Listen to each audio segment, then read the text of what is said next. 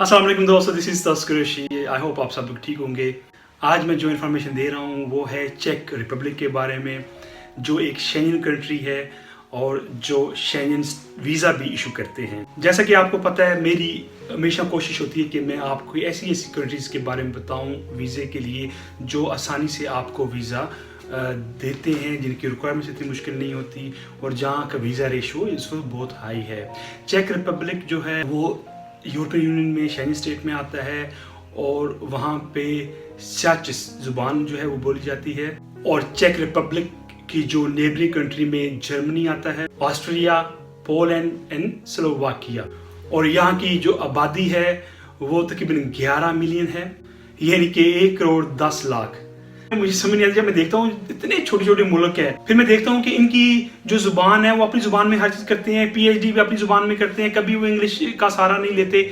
हाँ, उनकी यूनिवर्सिटीज हैं जो इंग्लिश में कराती हैं वो इंटरनेशनल स्टूडेंट वगैरह को, लेकिन हर चीज उनकी अपनी जुबान में की जाती है। 25-25 लाख की आबादी वाले ऐसे मुल्क हैं जो अपनी जुबान में हर चीज़ कराते हैं। तो हमारी जुबान में ऐसा नहीं होता। इंडिया में भी देख लें, वहाँ पे भी ऐसा है, हर चीज़ इंग्लिश में होती है, क्योंकि आप दूसरी जुबान में सीख तो सकते हैं, समझ सकते हैं, लेकिन कभी भी क्रिएट नहीं कोई चीज़ कर सकते किसी दूसरी जुबान में, वो अपनी जुबान में होता है। तो हमारे कितने सारे जो 700 साल तक हमारे मुस्लिम साइंटिस्ट थे, क्या वजह थी कि वो इतने मशहूर थे, उन्होंने इतनी सारी जो है डिस्कवरी की।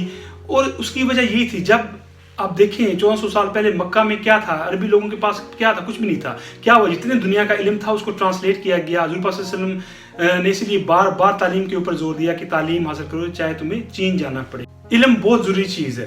अब क्या हुआ, अब 150 साल पीछे चले जाएं तो गोरों के पास क्या था, कुछ भी नहीं था। उनके पास क्या शेक्सपियर था और क्या था, क्या उन्होंने सारी बुक्स दुनिया की ट्रांसलेट की अपनी लैंग्वेज। इवन बू अली सीना देखें, बू अली सीना कितना मशहूर मुस्लिम साइंटिस्ट था, और अब उसको उन्होंने ट्रांसलेट करके उसका नाम भी चेंज कर दिया, उसका एविसीना कर दिया, ताकि उनके बच्चे जब पढ़ेंगे तो उनको ये नहीं लगेगा कि ये कोई अरबी या मुसलमान है, उनको ये लगेगा कि ये तो कोई हमारी इंग्लिश साइंटिस्ट है। तो इल्म ज़रूर हमें हासिल करना चाहिए।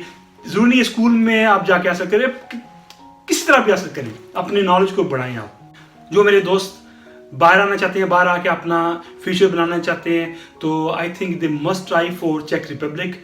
हो सकता है आपका वीज़ा लग जाए, अपनी किस्मत आजमाएं। हमेशा की तरह बिल्कुल कंसल्टेंट के पास नहीं जाना, किसी को भी पैसे दे के फाइल नहीं तैयार करनी, क्योंकि आपके पैसे भी चले जाएंगे, आप पे बैन भी लग सकता है 10 साल का।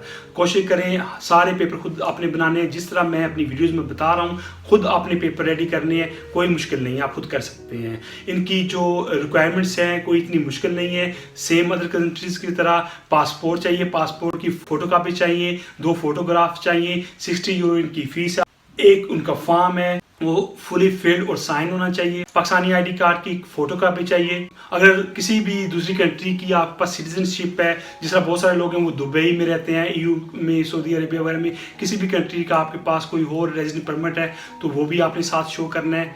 अगर वो है तो उसमें ज़रा आसानी भी हो सकती है आपको वीज़ा मिलने में। अगर आप जॉब करते हैं तो आपको कवरिंग लेटर लगाना पड़ेगा जो आपका एम्प्लॉय है उससे, यानी कि आपकी कंपनी से। अगर आप जॉब करते हैं तो एक लेटर चाहिए कि ये बंदा हमारे पास काम करता है, इस ओहदे पे काम करता है और ये छुट्टियों पे जाना चाह रहा है। बस सिंपल। बार बार मुझे हर वीडियो में 1-2 चीज़ें रिपीट करना पड़ती हैं। उसकी वजह ये है कि जो लोग नए आने वाले हैं, नए वीडियो देखने वाले हैं, उनको इन सारी चीज़ों का नहीं पता। इसलिए मेरी कोशिश होती है कि मैं बार बार हर वीडियो में रिपीट करूं कि कवरिंग लेटर क्या है, बैंक स्टेटमेंट प्रीवियस 6 मंथ की क्या होती है, और विजिटिंग कार्ड। बहुत सारे लोगों को विजिटिंग कार्ड तक का नहीं पता, तो मैं इसलिए बार बार चीज़ें बताता हूँ ताकि नए आने वाले दोस्तों को समझ आ जाए। मैं हमेशा कोशिश करता हूँ कि सिंपल से सिंपल उर्दू के लफ्ज़ का चुनाव करूँ ताकि हर बंदे को वो चीज़ समझ आ सके। जो आपने कवरिंग लेटर लगाना है उसमें लिखा होना चाहिए कि आपकी सैलरी कितनी है, आप कितने से यहाँ पे काम कर रहे हैं। फिर एक चीज़ है नादरा का जो फैमिली रजिस्ट्रेशन सर्टिफिकेट होता है वो भी आपने साथ लगाना है। अगर आप स्टूडेंट हैं तो फिर एक लेटर, कवरिंग लेटर होगा आपकी यूनिवर्सिटी से या आपके कॉलेज से या आपके स्कूल से, जिसमें प्रिंसिपल के जो है स्टैम्प लगी हो, साइन हो कि जी ये बंदा छुट्टियों पे जा रहा है। सपोर्टिंग डॉक्यूमेंट्स चाहिए, बैंक स्टेटमेंट तो होगी। उसके बाद अगर आप कि कोई और साथ इनकम है, कोई प्रॉपर्टी है, कहीं से इनकम आ रही है आपकी, कोई किराया आ रहा है किसी चीज़ का, तो वो भी आपने उसकी फ़ोटो कापी साथ लगानी है। और बैंक स्टेटमेंट याद रखें, ओरिजिनल लगानी है, कॉपी नहीं करनी, उसकी ओरिजिनल साथ लगानी है। भले कॉपी करके अपने पास आप रख सकते हैं, उसके ऊपर बैंक का जो मैनेजर है उसकी स्टैंप और साइन हुए होने चाहिए। नेशनल टैक्स सर्टिफिकेट यानी कि NTN नंबर जो है वो चाहिए, वो FBR से बनता है। उसका मतलब ये है कि अगर आपका कोई अपना बिजनेस वगैरह है तो उसमें फिर आप रजिस्टर होने चाहिए, NTN नंबर आपके पास होना चाहिए, उसकी जो है कॉपी लगानी है साथ। अगर आप जॉब करते हैं तो 3 मंथ की सैलरी स्लिप्स आपने लगानी है। सैलरी स्लिप उन लोगों को मिलती है जो लोग गवर्नमेंट के एम्प्लॉय हैं, उनको मिलती है हर मंथ। जब उनकी सैलरी उनके अकाउंट में आती है तो सैलरी स्लिप भी दी जाती है 3 महीने की, वो भी लगानी है साथ। अगर आप किसी ट्रैवल कंपनी से अपना टूर बुक कर रहे हैं तो फिर वो पूरा पैकेज लगाना है। उसका मतलब ये है कि जी ये 2 दिन हम यहाँ पे रहेंगे, 2 दिन यहाँ स्टे करेंगे, 2 दिन यहाँ स्टे करेंगे, एक पूरा पैकेज होता है। कॉपी ऑफ मेडिकल इंश्योरेंस लगानी है आपकी, जो 30,000 यूरो कवर करती है। मोस्टली यूरोपियन कंट्रीज़ की जो रिक्वायरमेंट है वो यही है, 30,000 यूरोज़ कवर करना चाहिए। वो इसलिए होती है कि अगर आपको मसला हो जाए, कोई बीमार हो जाए, एक्सीडेंट हो जाए, तो आपका वो जो 30,000 यूरो तक का इलाज फ्री में हो सकता है। पासपोर्ट है आपका, वो कम से कम 6 महीने वैलिड होना चाहिए। बहुत सारे लोग पूछते हैं जी कि बैंक में कितने पैसे होने चाहिए, कितनी जो है बैंक स्टेटमेंट होनी चाहिए। तो दोस्तों, बैंक स्टेटमेंट आपकी इतनी होनी चाहिए कि जो आप टूर करने जा रहे हैं उससे थोड़ा सा ज़्यादा अमाउंट हो, यानी कि आपका टिकट कर लें, आपने वहाँ पे 10 दिन रहना तो 10 दिन का खर्चा कर लें। उसके बाद आपके बाकी एक्सपेंसिव वगैरह जितने भी हैं वो आप देखें कितने बनते हैं। अगर लाख 2 लाख बनता है तो 3 लाख होना चाहिए। अगर 3 लाख तो 4 लाख, यानी कि इतने आपने शो करने हैं ताकि उनको पता चले भाई इनके अकाउंट में इनफ पैसे हैं और ये हॉलीडेज पे जा रहे हैं और ये वापस आएंगे।